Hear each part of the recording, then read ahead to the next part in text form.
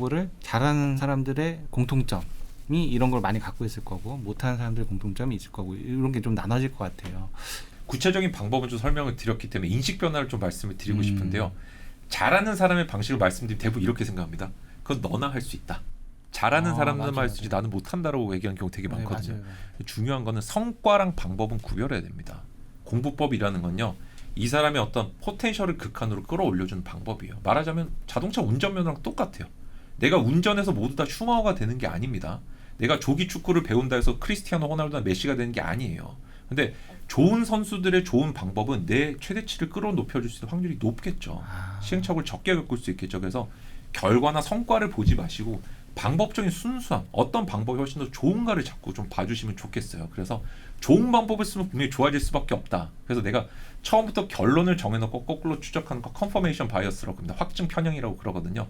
어차피 안 될 거라는 부정적인 프라이밍을 거느시는 분들, 스스로에게 그런 부정적 체면을 거시는 분들 안 좋은 것밖에 안 보여요. 근데 그냥 운전면허 따는 거랑 똑같네? 머릿속에 자전거를 타고 다니는 건 똑같네? 이 정도만 생각하셔도 내가 어떤 진짜 메시나 어떤 슈마허가 되지는 못할 수 있지만은 타고난 건 다르잖아요. 사람마다. 그렇지만 원래 내가 할 수 있는 것보다는 좋아진다. 베스트는 아니지만 베터는 될 수 있다는 거 제가 꼭 좀 말씀을 드리고 싶고, 두 번째로 말씀드리고 싶은 거는 계속 해보시면서도 방법 안 바꾸시는 분들은 내가 수험기간 한 3년 잡고 한번 해보세요.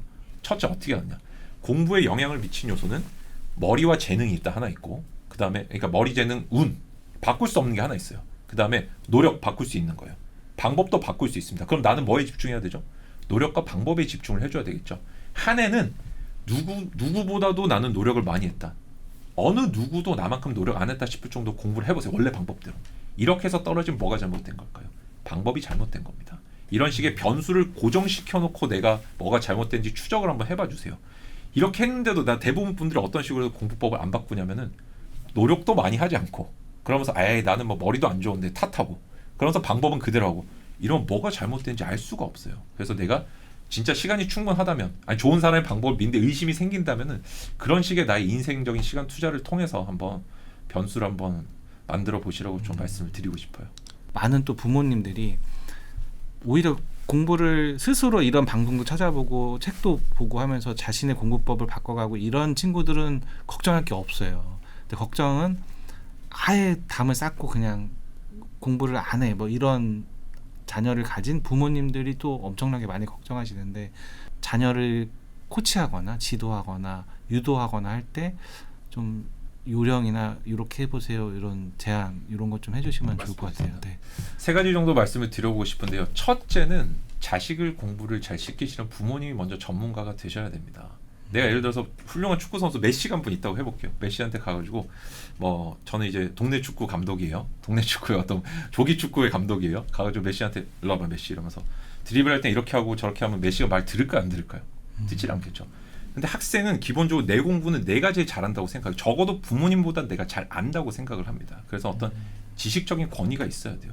그 지식의 권위는 찍어 누르는 게 아니라 내가 이걸 많이 알고 있으라는 걸 보여줄 필요가 있어요. 환경 같은 걸 조성할 필요가 있습니다. 그래서 뭐 선생님 집에 선생님 자식 나오고 이런 얘기들이 막 있잖아요. 그게 실제 무슨 뭐 재능이라는 게 유전되고 그런 게 아니라 그 집안의 분위기가 공부를 할 수 있는 상황으로 많이 쏠려 있기 때문입니다. 그래서 환경적인 것들, 내 지식적인 것들 이런 걸 먼저 좀 만들어 주시기를 권해드리고, 두 번째, 자녀가 공부를 하기 싫어하는 이유는 재미가 없어서입니다.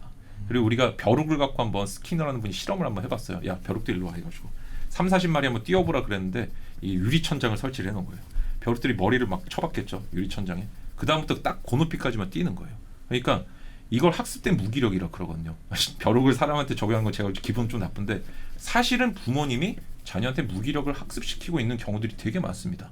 너 이번 성적 어땠어? 라고 한다든지 공부 어렵냐고 물어보면은 하고 싶겠어요 이게? 내가 당장에 비교하는 느낌 들고 그럴 텐데. 그래서 뭔가 자녀에게 할 수 없는 것들, 난이도가 너무 높아지게끔 느껴지는 동기가 꺾이는 걸 시키지 마시고 하나라도 뭔가 함께하는 게 필요합니다. 아까 제가 설명하는 게 되게 중요하다 그랬잖아요. 그럼 이렇게 한번 해보는 거예요.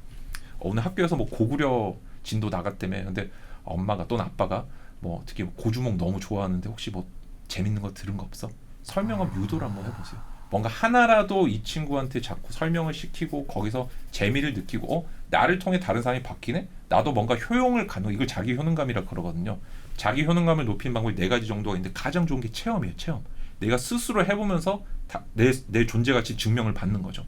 근데 부모님이 뭔가 즐거워하고 기뻐하고 이런 영향을 많이 받지 않을까요? 근데 대부분의 분들은 되게 감동만 합니다. 내가 주지도 않고 챙겨줄 어떤 준비도 안 돼 있으면서 했어 안 했어. 다른 집은 이렇던데 자꾸 무기력을 학습을 시키는 거죠. 이게 이제 한 두 번째로 말씀드리는 거고, 자녀의 장점을 한번 잘 좀 파악을 좀 해보시기 바랍니다. 저 같은 경우는 게임을 되게 무지하게 좋아했고, 그 다음에 한번 게임을 하면은 디스크가 터질 때까지 막 튀어나올 때까지 게임을 해가지고 이분 옆으로 누운 자세로 열 몇 시간 게임하고 막 그랬어요. 학교 안 가고 이제 병원에 치료받고 가고 그랬는데, 저희 어머니께서 어떻게 생각하셨냐면은 이놈 자식 공부도 지지리도 안 한 애가 아니라 우리 아들은 뭔가 수집하고 분석하고 정리하는 거 되게 좋아하는 것 같다.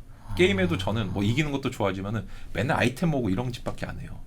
그러니까 우리 아들은 어떻게 보면은 지식적인 공부로만 좀 바뀐다면 잘할 수 있지 않을까?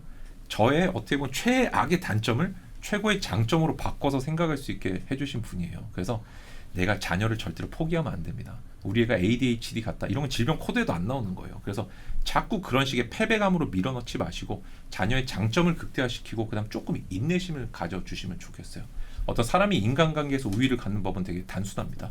이 사람의 어떤 행동에 흔들리지 않는 거, 이 사람의 감정에 쏠리지 않는 건데, 부모님이 막 자녀가 화내고 공부 안 하고 짜증내고 그런다고 따라서 화내고 짜증내고 치고받고 싸우고, 물론 감정적인 거겠죠, 말로 하는 거겠죠. 이러면은 자녀가 그때부터 부모를 우습게 보기 시작합니다. 그래서 전체적으로 내가 컨트롤할 수 있는 상황 속에서 우리 자녀를 내가 메타인지를 좀 해줘야 돼요. 얘는 요 정도 공부하면 되는구나. 그래서 이제 필요한 것 좀 주고, 예를 들어서 자녀가 공부를 못하는데 막 학습지 계속 시키고 이러면은 짜증난 나겠죠. 시키면 안 됐고, 그 다음에 책은 요 정도 읽을 수 있네. 야 일로 와봐 윤규야, 이래가지고 이번에 책 되게 어려워 보이는데 맨 앞에 있는 목차만 복사해서 그냥 한번 읽어볼까? 라든지, 아니면은 한번 전체적으로 몇 페이지 있는지 한번 봐봐. 그 정도면 될 것 같아. 이런 식으로 점차 유도한 스킬들을 좀 가지고 계시는 게 중요하다, 이렇게 설명을 좀 드리고 싶어요. 장점을 극대화시키는 방법을 좀 찾아보세요. 오늘 너무 좋은 얘기가 많아서 네. 마지막으로 네. 이제 많이 만나시잖아요. 이렇게 학습 공부에 어려워하시는 분들한테 네. 그런 만나시면서 해줬던 얘기들, 이거는 꼭 해줘야겠다, 이런 게 있으실 것 같아요. 알겠습니다. 어떤 게 있을까요? 제가 아주 오랜 시간 동안 방법에 대해서 떠들었지만 실제 공부는 그렇게 중요하지 않은 것 같습니다. 제가 오히려 공부라는 거는 내 진짜 인생의 꿈이라든지 행복이라든지 목표가 있을 거잖아요, 그죠?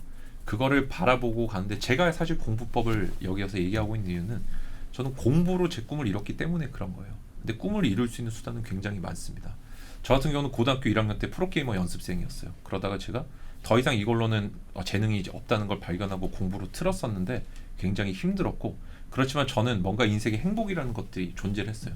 뭐 경쟁에서 이기고 싶다든지, 이걸 통해 가족을 행복하게 해주겠다든지, 돈을 벌겠다든지, 그래서 다양한 방법들이 있는데 그 중에 내가 공부가 잘 안 된다고 해서 너무 낙담하지 마시고, 그 다음에 뭔가 공부라는, 다시 말하면 내 꿈이 최종 목표가 돼야 돼요. 행복이. 공부, 그 다음에 시험, 원하는 대학 같은 건 중간 목표에 불과합니다. 이 중간 목표 한계를 못 넘었다, 또는 이게 유일한 길이라고 착각을 하기 시작하면 인생이 피폐해지는 것 같아요. 그래서 다양한 방법, 수단들이 존재한다. 그래서 제가 최종적으로 좀 정리해서 말씀드리고 싶은 거는, 모든 사람이 공부에 적성을 가지고 있습니다. 의외라고 생각하실 수 있지만은 왜 그럴까요? 나는 행복해지는데 자격이 필요하다, 조건이 필요하다, 이런 게 있을 수 있나요? 아니에요. 밥만 많이 먹어도, 잠만 잘 자도 행복해지지 않나요? 행복에는 전제 조건, 자격이 필요 없습니다. 공부라는 건 지금까지 말씀드린 것처럼 행복을 위한 수단에 불과해요. 전제 조건이 될 수도 있고 필요 조건이 될 수도 있겠지만, 어떤 순간에는 그렇지만 지나가는 것에 불과하단 말이에요. 따라서 행복의 조건이 없기 때문에 그 행복의 수단인 공부에도 조건, 재능 이런 건 필요 없습니다. 적성 같은 것도 필요 없어요. 다시 말하면 누구나 공부를 잘할 수 있다는 생각으로, 좋은 방법만 가지면 운전면허 웬만하면 다 딸 수 있잖아요. 그런 느낌으로 좀 봐주시면 한결 더 쉽고 내 인생 행복이라는 진짜 가치를 찾는 데 좀 도움이 되지 않을까, 이렇게 좀 건방진 얘기지만 생각을 해봅니다.